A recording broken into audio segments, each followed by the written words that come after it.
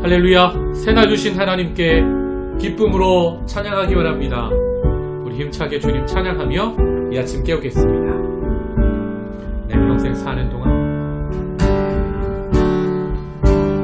내 평생 사는 동안 주 찬양하리. 여호와 하나님 주를 찬양하리. 주님을 묵상하며 즐겁도다. 내 영혼 주 안에서 참 기쁘리. 내 영혼아 주님을 송축하라. 내 영혼아 주님을 찬양하라. 내 영혼아 주님을 송축하라. 내 영혼아 주님을 찬양하라. 내 평생 사는 동안 주 찬양하리. 여호와 하나님 내 주를 찬양하리. 주님을 묵상하니 즐겁도다. 내 영혼 주 안에서 참 기쁘리. 내 영혼아 주님을 송축하라. 내 영혼아 주님을 찬양하라. 내 영혼아 주님을 송축하라. 내 영혼아 주님을 찬양하라. 내 영혼아 주님을 송축하라. 내 영혼아 주님을 찬양하라. 내 영혼아 주님을 송축하라. 내 영혼아 주님을 찬양하라.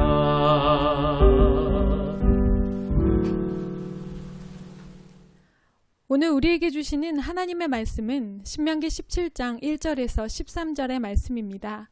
주시는 말씀을 함께 봉독하겠습니다. 흠이나 악질이 있는 소와 양은 아무것도 내 하나님 여호와께 드리지 말지니 이는 내 하나님 여호와께 가증한 것이 됨이니라.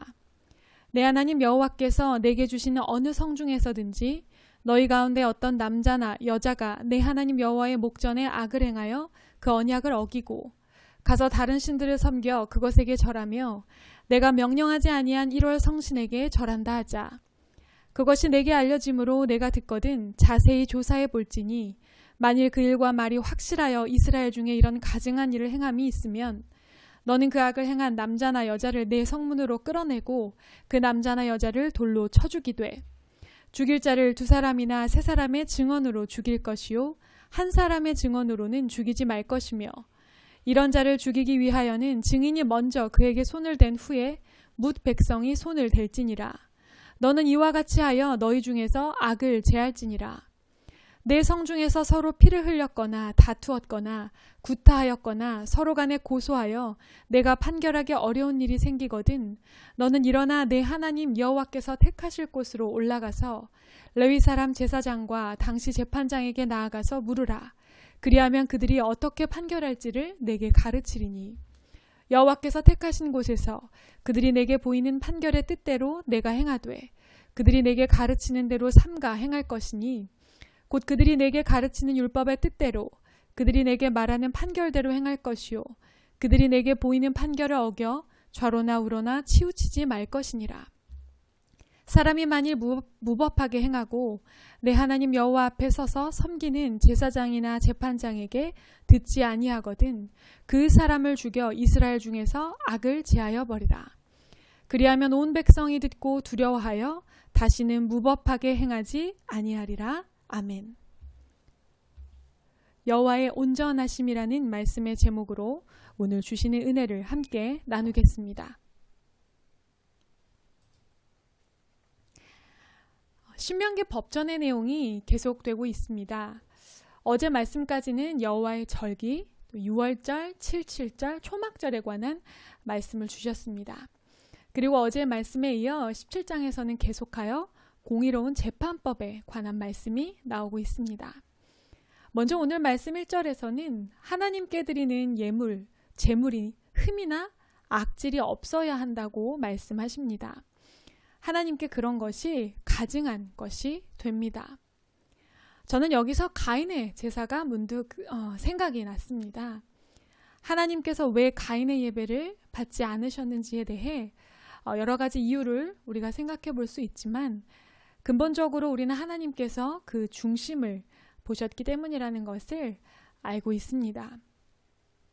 좋은 다른 제물들이 있음에도 흠이 있거나 악질이 있는 것을 하나님께 드린다는 것은 하나님을 향한 예배를 생각하는 우리의 마음이 그 정도임을 나타냅니다. 그래서 하나님께서 가증하게 여기신다 말씀하신 것입니다. 하나님께서는 사실 제물의 퀄리티나 값을 따지고 가리시는 분이 아니십니다. 하나님은 거룩한 산 제사로 드려져야 할 우리 자체를 보시는 것입니다. 우리의 마음과 중심이 하나님 앞에 흠없고 온전하게 준비될 때 하나님 앞에 드러나는 우리의 예물과 예배의 행위도 온전해질 수 있는 것입니다. 이어지는 말씀에는 이제 다른 신을 섬기는 자가 나타날 때 어떻게 대처해야 하는지에 대해 말씀해 주십니다. 하나님께서는 먼저 그 상황을 자세히 조사해 보라고 하십니다. 이전 말씀에서도 함께 나눴던 내용인데요.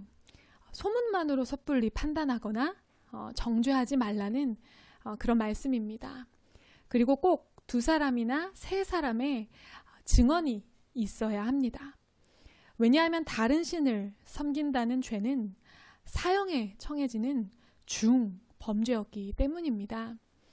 생명의 주권자 되시는 하나님께서 혹여나 생명이 억울하게 해함을 당하지 않도록 철저한 조사와 신중한 과정을 통해 판단하라고 말씀하시는 겁니다. 또한 하나님 외에 다른 신을 섬기는 것은 하나님의 계명, 즉 10계명 중에서도 가장 첫 번째 계명인 1계명을 어기는 것입니다. 하나님께서 첫 번째로 가장 중요하게 정해주신 법을 어긴다는 것은 하나님께 대한 굉장한 배반이며 모욕이죠. 이미 약속이 주어진 상황이기에 하나님께서 사실은 임의대로 뜻대로 즉각적으로 심판하셔도 아무도 뭐라 할 수 없습니다. 그럼에도 하나님께서는 절차와 방법을 정해주셔서 신중하고 분명하게 죄를 판단하도록 하십니다. 그렇게 다른 신을 섬김으로 하나님의 계명을 어겼다는 사실이 밝혀지면 이들은 이제 사형에 처해집니다. 돌로 쳐 죽임을 당하는데요. 이때 증인이 먼저 죄인에게 손을 대게 하므로 자신의 증언의 책임을 다하도록 하십니다. 하나님 앞에서 오직 진실말을 말해야 한다는 그 엄중한 사실을 깨닫게 해주시는 법이라고 할 수 있습니다. 이제 이어 각 지파의 성에서 판결하기 어려운 다툼과 분쟁, 폭력 사건, 살인, 어떤 이러한 중대한 사건들이 발생했을 때 여호와께서 택하실 곳으로 문제를 가지고 올라가라고 명령하십니다. 마치 요즘으로 말하면 지방법원에서 판결하기 어려운 문제를 고등법원 또 대법원으로 올려 판결을 받는 그런 시스템과 같다고 할 수 있을 텐데요. 이 중앙성소에는 레위인 제사장과 재판관이 있어서 이 어려운 분쟁의 문제들에 대한 판결을 내리게 됩니다. 그리고 그들이 이러한 문제의 판결을 내리는 기준은 바로 하나님의 말씀, 즉 율법입니다.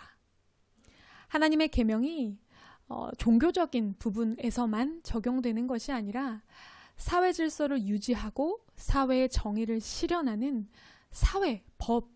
답이었던 것이죠. 복잡한 문제일수록 사람들의 다양한 생각들이 충돌을 하게 됩니다. 그리고 사람은 자신의 생각과 기준에 사로잡혀 무조건 자신의 생각이 옳다고 착각하기 쉽습니다. 그러나 인간은 언제나 실수하며 연약합니다. 따라서 모든 문제는 불변하시고 공의로우신 하나님의 말씀으로 판결되어야 합니다. 어려운 문제를 해결하는 데 있어서도, 또한 관계의 문제를 풀어나가는 데 있어서도 마찬가지입니다. 사람의 기준은 분명 실수하지만 하나님의 말씀은 결코 실수하지 않으시기 때문입니다. 결국 모든 문제의 최종 재판장은 하나님이십니다. 말씀을 따라 내려진 판결에 우리가 절대적으로 순종해야 하는 것입니다. 설령 그것이 내 생각 또 내 뜻과 다를지라도 말입니다. 하나님의 말씀을 따른 최종 판결을 따르지 않는 것을 하나님께서는 오늘 말씀을 통해 공동체에서 제하여져야 할 악이라고 하십니다. 온전하신 하나님을 신뢰하며 하나님의 말씀을 따라 결정된 일들에 대해 우리가 순종하기를 하나님께서 원하시는 것입니다. 오늘 신명기 17장을 읽고 또 묵상하며 온전함이라는 단어에 대해서 묵상해 보게 됩니다. 온전하다는 것은 본바탕 그대로 고스란하다. 그리고 잘못된 것이 없이 바르거나 옳다라는 뜻입니다. 언제나 신실하시고 변함없으시며 실수가 없으신 하나님의 성품이 잘 표현되는 그런 단어입니다. 그리고 하나님께서 하나님의 형상대로 창조하신 우리에게 하나님의 온전함을 닮으라고 말씀하십니다. 흠없는 제물로 하나님을 온전히 예배하고 정해주신 법과 절차를 따라 신앙의 문제, 관계의 문제, 사회의 문제들을 온전하게 해결해 나가기를 원하십니다. 우리는 많은 순간을 내 감정대로, 내 생각대로 판단하며 살아갑니다. 하나님을 예배하는 자리에서조차 하나님이 원하시는 온전함을 보이기보다는 내가 드릴 수 있는 정도만을 생각할 때가 있습니다. 또한 하나님조차 신중한 절차로 판단하시는 사람에 대하여 쉽게 개인의 감정과 경험으로 판단하고 정죄합니다. 그리고 그렇게 온전하지 못한 사람과 사람이 모여 정의롭지 못한 세상을 만들게 된 것입니다. 하나님께서 원하시는 것은 온전함으로 회복되는 정의와 공의가 가득한 세상입니다. 인간의 실수와 연약함 때문에 상처 입고 손해보는 사람이 없기를 바라시는 하나님의 무한하신 사랑이 흐르는 그런 세상 말입니다. 하나님을 온전히 예배하며 삶의 크고 작은 문제들을 하나님 말씀을 따라 판단하며 그 뜻대로 살기를 우리에게 원하시는 것입니다. 신명기를 통해 우리는 하나님께서 원하시는 개인, 공동체, 그리고 더 나아가 사회에 대해 계속 생각해 보게 됩니다.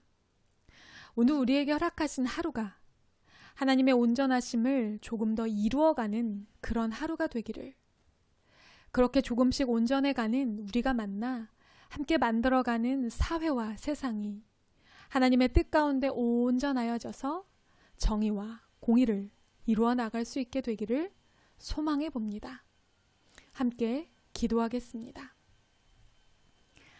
사랑의 하나님, 오늘도 말씀을 허락하여 주시니 감사합니다.